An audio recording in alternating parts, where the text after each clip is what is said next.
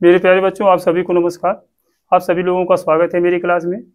मेरे प्यारे बच्चों, आज एक आपके साथ एक ऐसे टॉपिक का हम अध्ययन करने जा रहे हैं, आपको सिखाने जा रहे हैं कि जो कि हर परीक्षा में बहुत ही पूछा जाता है। आप वीडियो को अंत तक देखिएगा, तब इसका आनंद उठाएंगे। ठीक, आपसे पूछा जाता है कि मध्यानुपाती क्या होगा, तृतीयानुपाती क्या होगा, चतुर्थानुपाती क्या होगा। इस तरह से आपसे पूछा जाता है और आज इसी चीज को हम सीखेंगे। और वीडियो को अंत तक देखिएगा जरूर। तो जैसे आपसे पूछ लिया जाए क्वेश्चन के माध्यम से, ए और बी का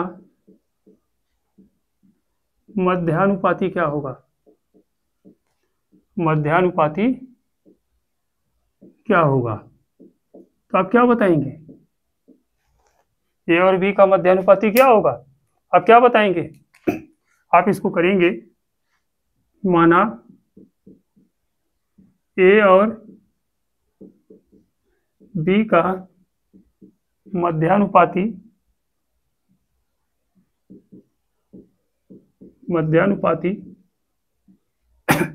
मान लेंगे क्या होगा, x होगा। आपसे मध्यानुपाती पूछा गया है। अब देखिए ए अनुपाते x समानुपात x अनुपाते b। तो हम जानते हैं कि जब अनुपात में होता है तो अंदर का अंदर गुणा होता है, बाहर का बाहर होता है। तो आप अंदर का अंदर जब गुणा करेंगे तो x गुणे x हो जाएगा, बराबर क्या हो जाएगा, a गुणे b। आप कह सकते हैं कि एक्स स्क्वायर बराबर हो जाएगा a गुणे b, अर्थात x बराबर क्या हो जाएगा, अंडर रूट ए बी। यानी इधर का वर्ग घटाएंगे तो इसके ऊपर कड़ी लग जाएगी। तो आपका ये सूत्र मिल के आया कि मध्यानुपाती का सूत्र क्या होगा। इसके माध्यम से हम सवालों को हल कर सकते हैं और बहुत ही अच्छी तरीके से हम निकाल सकते हैं कि मध्यानुपाती क्या होगा। जैसे आपसे क्वेश्चन पूछ लिया गया कि 49 और 64 का मध्यानुपाती क्या होगा, मध्यानुपाती क्या होगा, तो आप क्या बताएंगे?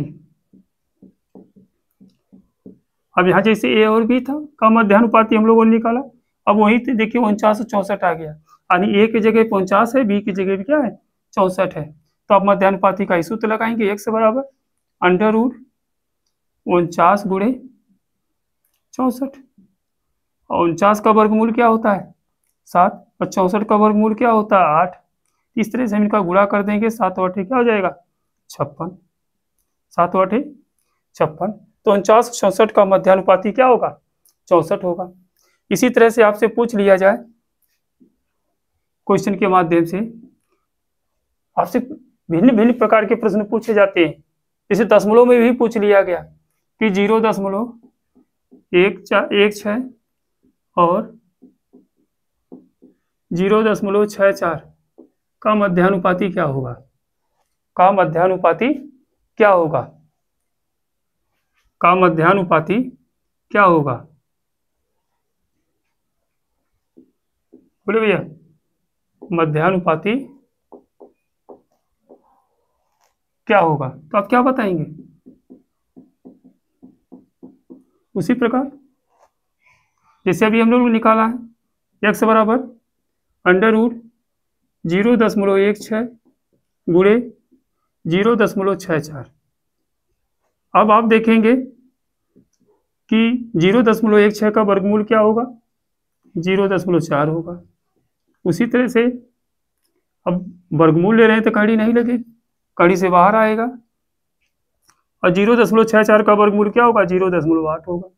और इसका गुणा कर देंगे तो 8 से कितना होता है, 32। कई अंक पे दशमलव है, एक अंक यहाँ, एक अंक यहाँ, 2 अंक पे दशमलव है तो एक अंक 2 अंक पे दशमलव लगा देंगे, यानी उत्तर हो जाएगा 0.32। हमें उम्मीद होगी कि आपको ये समझ में आया होगा कि मध्यानुपाती हम कैसे निकालते हैं, इसके लिए क्या सूत्र है। आप इस तरह से मध्यानुपाती को ज्ञात कर सकते हैं। अगला आपसे पूछा जा सकता है, एक और देखिए प्रश्न इस तरह से पूछा जाता है, देखिए कैसे, कहीं आप जो है सवाल को गलत न करिएगा, क्योंकि हर परीक्षा में एक सवाल जरूर पूछा जाता है। 2 और 98 का मध्यानुपाती क्या होगा? 2 और 98 का मध्यानुपाती क्या होगा? बताइए क्या होगा? अब तक क्या होता था देखेंगे सवाल में कि यहाँ पे जो संख्या थी वो भी वर्ग थी, यहाँ पे वो संख्या थी वो भी वर्ग थी। अब ये दोनों संख्याएं वर्ग नहीं है, तो अब ऐसी स्थिति में हम क्या करते हैं? तो x बराबर अंडर रूट 2 गुणे 98, 2 गुणे 98 करेंगे। अब इन दोनों का गुणा कर देंगे, दोनों का। अब तक तो वर्ग संख्याएं थी अलग अलग, हम वर्ग पर मूल ले रहे थे, फिर उसके बाद गुणा कर रहे थे। अब यहाँ पर वर्ग लेने वाली संख्या नहीं है तो हम गुणा कर देंगे, और जब गुणा करेंगे तो 98 दूना कितना होगा? 196। अब देखिए 196 वर्ग संख्या आई, ये किसका वर्ग है? 14 का।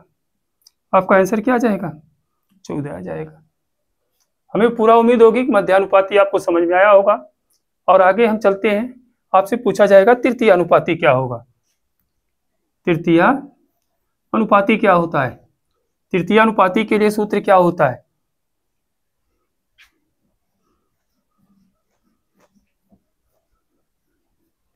तृतीय अनुपाती बहुत बार परीक्षा में पूछा जाता है, बहुत ही महत्वपूर्ण है आपके लिए। तृतीय अनुपाती आपसे पूछा जाएगा कि तृतीय अनुपाती क्या होगा। आपसे पूछ लिया जाए ए और बी का तृतीय अनुपाती क्या होगा? तृतीय अनुपाती क्या होगा? तो अब क्या बताएंगे? ए और बी का तृतीय अनुपाती क्या होगा? बोलिए। अब यहां पर मान लेंगे कि ए और बी का तृतीय अनुपाती क्या है? x है। तो आप क्या करेंगे? ए अनुपाते बी समानुपात बी अनुपाते x। अब अंदर का अंदर गुणा हो जाएगा, बाहर का बाहर गुणा हो जाएगा। ये दोनों एक दूसरे के क्या होते हैं? बराबर होते हैं। ए गुणे एक्स बराबर बी गुणे बी हो जाएगा। एक्स बराबर ये बी गुणे बी करेंगे तो बी स्क्वायर हो जाएगा, और ये गुणा में इधर आएगा भाग में हो जाएगा। तो तृतीय अनुपाती का सूत्र फाइनल निकल के क्या आया?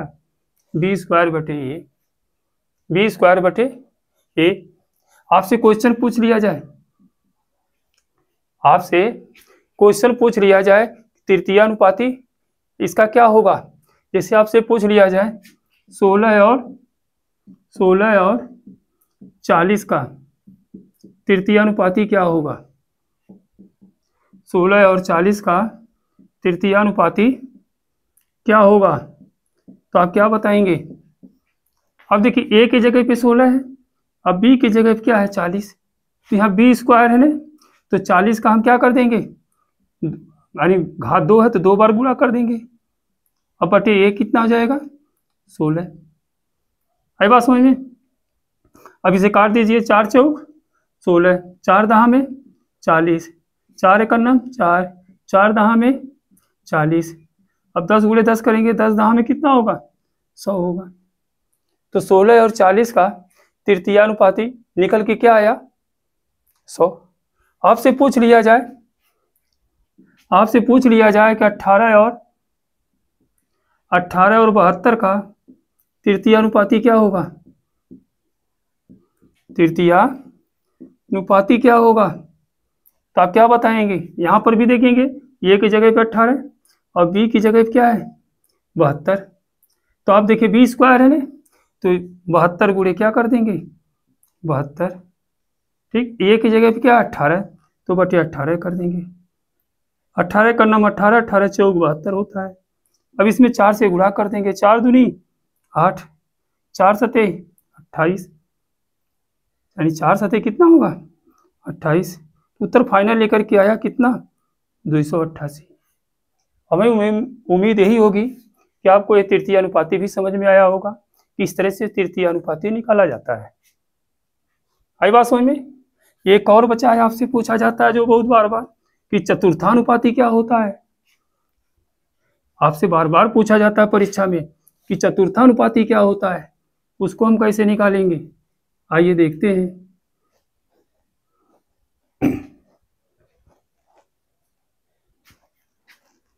ए और बी का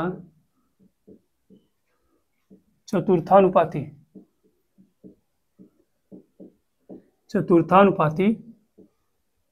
क्या होगा? क्या बताएंगे? ए और बी का चतुर्थानुपाती आपसे पूछा जाए, आई बात समझ में? तो कहेंगे अरे सर जी, ए और बी का चतुर्थानुपाती कहाँ? आई बात समझ में? तो इसमें चतुर्थानुपाती के लिए 3 संख्याएं होती हैं, ये वो भी कहाँ हो जाएगा? तो इसमें चतुर्थानुपाती के लिए 3 संख्याएं होती हैं, कौन कौन? ए, बी और सी, ए, बी और सी। आपसे पूछा जाए कि ए, बी और सी का चतुर्थानुपाती क्या होगा? 2 संख्याएं नहीं होती चतुर्थानुपाती में, ध्यान दीजिएगा। देखिए, अब आपका हो जाएगा ए अनुपाती बी समानुपात सी अनुपाती एक्स, सी अनुपाती एक्स। आपसे पूछा जाएगा कि चतुर्थानुपाती, तो हमने मान लिया चतुर्थानुपाती क्या है? एक्स। अब अंदर का अंदर गुणा हो जाएगा और बाहर का बाहर गुणा हो जाएगा। ए गुणे एक्स बराबर क्या हो जाएगा? बी गुणे सी। तो एक्स बराबर क्या हो जाएगा? बी गुणे सी बटे ए। ये फाइनली करके आपका सूत्र आया कि चतुर्थानुपाती कैसे निकालेंगे। जैसे आपसे पूछ लिया जाए क्वेश्चन में 15, 10 और 12 का चतुर्थानुपाती क्या होगा? चतुर्थानुपाती क्या होगा? तो आप क्या बताएंगे? बोलो बच्चों, आप क्या बताएंगे? उत्तर बताइए, क्या होगा? तो आप क्या कहेंगे? सर जी, ए की जगह पे 15 है और बी की जगह पे 10 है और सी की जगह पे क्या है? 12 है। तो आपका बी गुणे सी, तो बी गुणे सी यानी 10 गुणे 12 और नीचे बटे में क्या है? ये क्या है? 15 है। आई बात समझ में? यानी जो लास्ट की 2 संख्याओं को गुणा करके पहली संख्या से क्या करेंगे? भाग कर देंगे। तो 5 दूनी 5 तिहाई, 5 तिहाई कितना होता है? 15 और 5 दूनी 10, 3 एकड़ नम 3, 3 चौक 12, तो हो जाएगा 4 दूनी 8। तो आपका चतुर्थानुपाती निकल के क्या आया? 8। इस तरह से हमें उम्मीद होगी कि आपको इस सवाल जो बताया गया है समझ में आया होगा। एक सवाल आपके लिए होमवर्क में दे रहे हैं, आप इसको जो है लगा करके उत्तर जो है कमेंट में जरूर बताइए, और अच्छी वीडियो लगी है तो शेयर करिए और सब्सक्राइब करिए, ठीक है? इसे 4, 9 और 12 का चतुर्थानुपाती क्या होगा? चतुर्थानुपाती क्या होगा? आप इसको लगा करके कमेंट में ज़रूर बताइए कि हमें वीडियो कैसी लगी, समझ में आया कि नहीं आया। फिर अगली वीडियो में हम लोग मिलेंगे। ठीक, धन्यवाद।